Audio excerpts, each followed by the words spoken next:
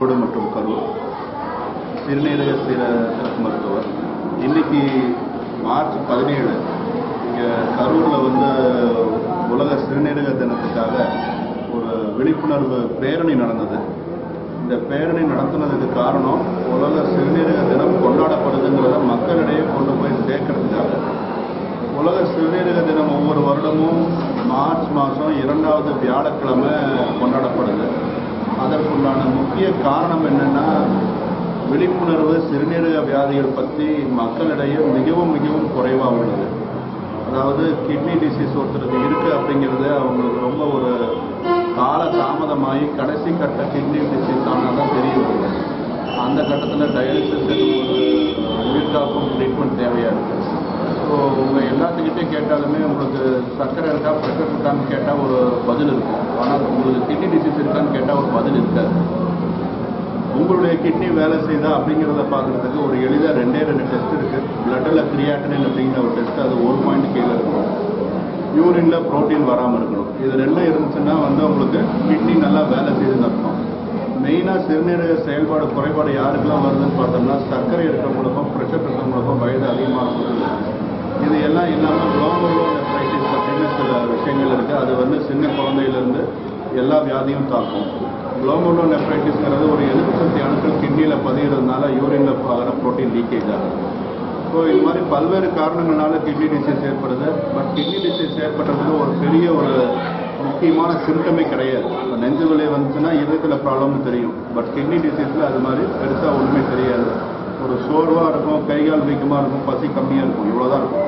இந்த 3 சிம்டமை வச்சே kidney disease 90% வரைக்கும் முத்தி போனதெல்லாம் நாங்கள் பார்த்துருக்கோம். சுத்தமாகவே கிட்னி ஃபெயிலியர் இருப்பார் பேஷண்ட்டு. பட் இந்த 3 டிசீஸ் 3 சிம்டம்ஸில் ஏதாவது ஒன்று தான் இருக்கும். ஸோ கிட்னி டிசீஸ் பற்றி அவேர்னஸ் இல்லாத பட்சத்தில், ஒரு விழிப்புணர்வு மக்களிடையே இல்லாத பட்சத்தில் அவங்களுடைய கிட்னி டிசீஸ் அவங்களுக்கு இருக்கிறது தெரியறதே ரொம்ப கடைசி கட்டத்தில் தெரிகிற மாதிரி ஆகிடும். ஸோ விழிப்புணர்வு நம்ம க்ரியேட் பண்ணுறதுக்கு தான் இந்த ரேலி பண்ணோம்.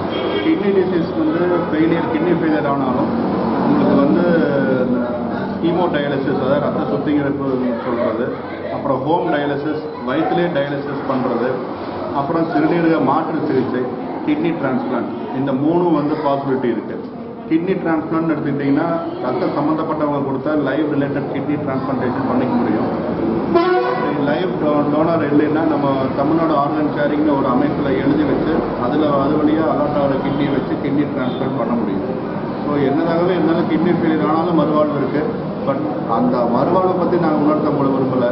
கிட்னி டிசீஸ் வராமல் இருக்கிறதுக்கு நீங்கள் என்ன பண்ணணும், அதுக்கு என்ன அவேர்னஸ், அதை பற்றி தான் நாங்கள் உணர்த்தணும். ஸோ தண்ணி நிறைய குடிக்கிறது, இந்த மாதிரியான எந்த விதமான போதை பழக்கங்களுக்கும் அடிமையாக இருக்கிறது, சர்க்கரை இருக்கவங்களும் ப்ரெஷர் இருக்கவங்களும் அது 2ஐயும் கரெக்டாக பார்த்துக்கிறது, இது எல்லாம் ஒரு முக்கிய வழியாக நம்மளால் சிறுநீரக வியாதிகளை தவிர்க்க முடியும். சிறுநீரகம் பாதிப்பு இருக்குது அப்படின்னு சொன்னோம்னா நாங்கள் உப்பு அரை உப்பாக சேர்த்திக்க சொல்லுவோம். உப்பே இல்லாமல் கிடையாது. அதே சமயம் இந்த இந்து உப்புன்னு சொல்கிறாங்க, அதுவும் நம்ம யூஸ் பண்ணக்கூடாது. ஆக்சுவலாக உப்பினுடைய அளவு அரை உப்பாக சாப்பிட வேண்டியது. தண்ணி ஒரு நாளைக்கு 4லேருந்து 5 லிட்டர் குடிக்க வேண்டியது. கால் வீக்கம் இருந்துச்சுன்னா நாங்களே சொல்லிடுவோம் அவங்களுக்கு தண்ணி குடிக்கிற அளவு 1 லிட்டர் 1.5 லிட்டர் நிறுத்தணும் அப்படிங்கிறது. ஸோ மற்ற நம்ம என்றைக்கோ ஒரு நாள் ஒரு டாக்டர் எழுதி கொடுத்துருப்பாங்க ஒரு வலி மாத்திரையை ஒரு சீட்டில் 2 நாள் எழுதி கொடுத்துருப்பாங்க. அந்த சீட்டை காமிச்சு நம்ம 4 வருஷம் மெடிக்கல் ஷாப்புக்கு போய் வாங்கி இதெல்லாம் தான் முக்கியமான தவறுகள். இந்த மாதிரியான தவறுகள் எல்லாத்தினாலையும் கிட்னி டிசீஸ் அதிகமாகும். ஸோ அந்த மாதிரியான தவறுகள் செய்யாமல் இருக்கிறது, உப்பு உப்பாக சேர்த்துக்கிறது, அப்புறம் தண்ணியினுடைய அளவு நாங்கள் சொல்கிற மாதிரி குடிக்கிறது, இதெல்லாம் பார்த்தீங்கன்னா கிட்னி டிசீஸை தவிர்க்க முடியும். வராமல் இருக்கிறதுக்கு என்ன மாதிரி ஃபுட்டேஜ் சாப்பிடலாம்? வராமல் இருக்கிறதுக்கு இந்த பெயின் கில்லர்ஸ் அவாய்ட் பண்ணுறது, தண்ணி 4லேருந்து 5 லிட்டர் குடிக்கிறது, கல் ஏதாவது ப்ராப்ளம் இருந்துச்சுன்னா அந்த கல் வெளியே போயிடுச்சா, கல்லுனால அடைப்பு நீங்கிடுச்சா அப்படிங்கிறத ஒரு ஸ்கேன் பண்ணி தெரிஞ்சுக்கிறது. யூரினில் ப்ரோட்டீன் இருக்குன்னா அது என்ன ஆச்சு, யூரினில் ப்ரோட்டீன் இருக்குன்னு நினச்சிட்டு அப்படியே சும்மா இருக்கக்கூடாது. அது நெகட்டிவ் ஆகிடுச்சா, அதிகமாகுதா, கிட்னி டிசீஸ் பாதிக்கப்படுதா, இதெல்லாம் பண்ணுறதுனால தான் நம்மளால் கிட்னி டிசீஸை தவிர்க்க முடியும். பேசிக்கிடுவாங்க. அப்படி பேசிட்டு போகிறவங்கள பார்த்தீங்கன்னா 2 பேருக்கு கிட்னி டிசீஸ்.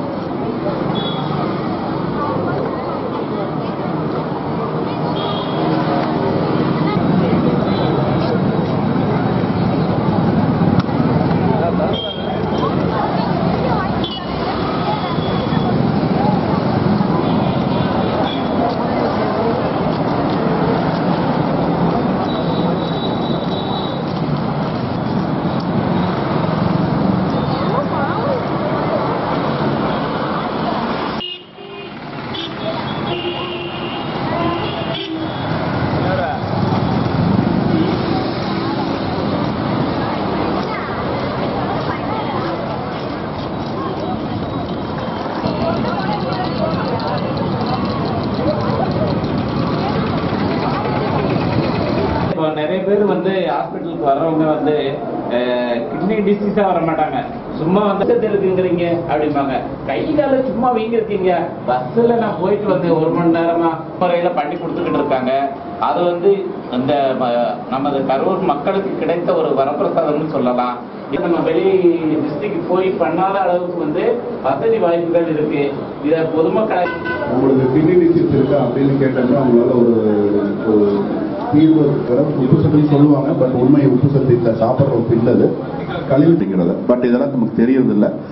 அடுத்தது வந்து இந்த ஒரு வகையான கிட்னி ஃபெயிலியர், யூரின் போகிற அளவு குறையிறது வந்து 50% கிட்னி ஃபெயிலியர் தான். உண்டான ட்ரீட்மெண்ட்டை இவங்களை கன்வின்ஸ் பண்ணுறது ரொம்ப கஷ்டம் நமக்கு. நான் யூரின் வர அளவு குறைஞ்சு போய் கிட்னி ஃபெயிலியர் ஆகிறவங்க அவங்களே ஏற்றுப்பாங்க. கிட்னி ரொம்ப நன்றி சார். இந்த மாதிரி நிறைய அவேர்னஸ் ப்ரோக்ராம் மக்களுக்கு இப்போ டாக்டர் சொல்லும்போது தான் தெரியுது. இன்னைக்கு ரீசன் வேலைக்கு போயிட்டு சாயங்காலம் வந்து டயாலிசிஸ் போட முடியும். அந்த மாதிரி ஒரு சில பேர் இருப்பாங்க. நாங்கள் சொல்றத